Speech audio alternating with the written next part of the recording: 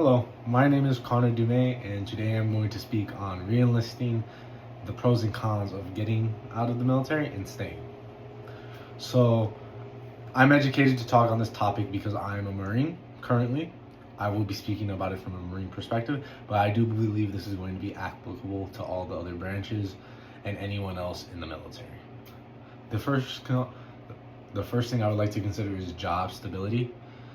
In the Marine Corps, and in the wider branch of the military, we know we will always have a place here.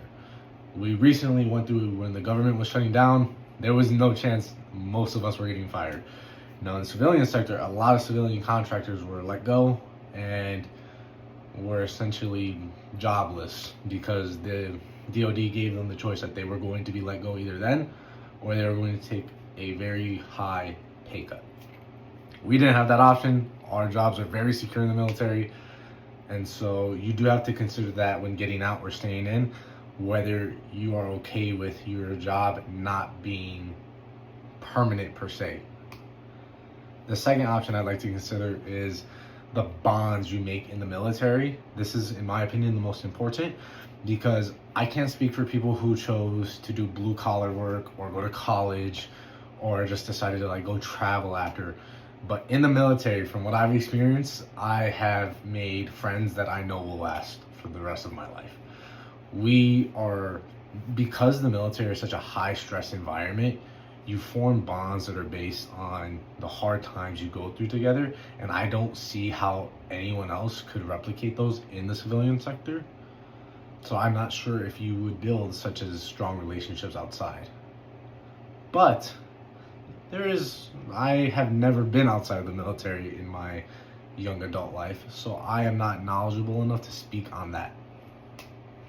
Now, the third is that in the military, you have a set path. You know your career progression.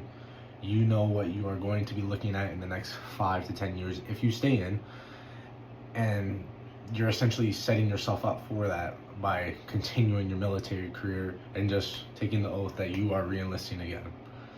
Now, the plus on the outside is you have complete freedom to do whatever you do.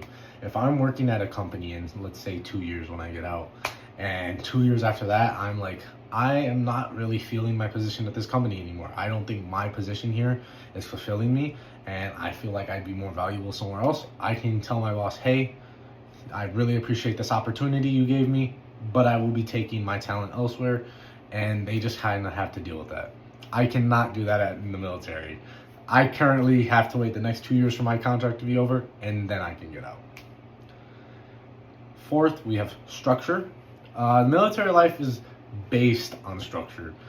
We instill discipline very early in most military members' career, and we give you hard timelines for how things are getting set up. So for one of my guys, an average timeline is 06, we're gonna work out.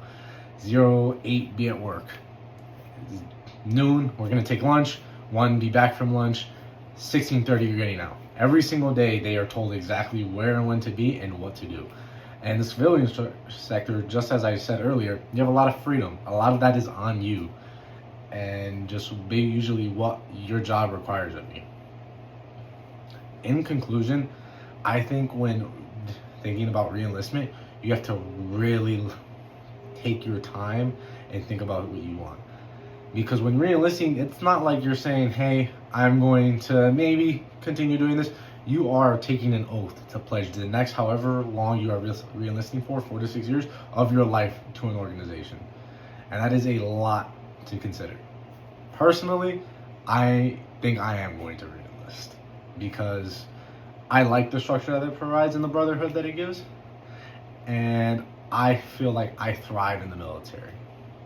But you have to consider what would be best for you when approaching this monumental decision in your life.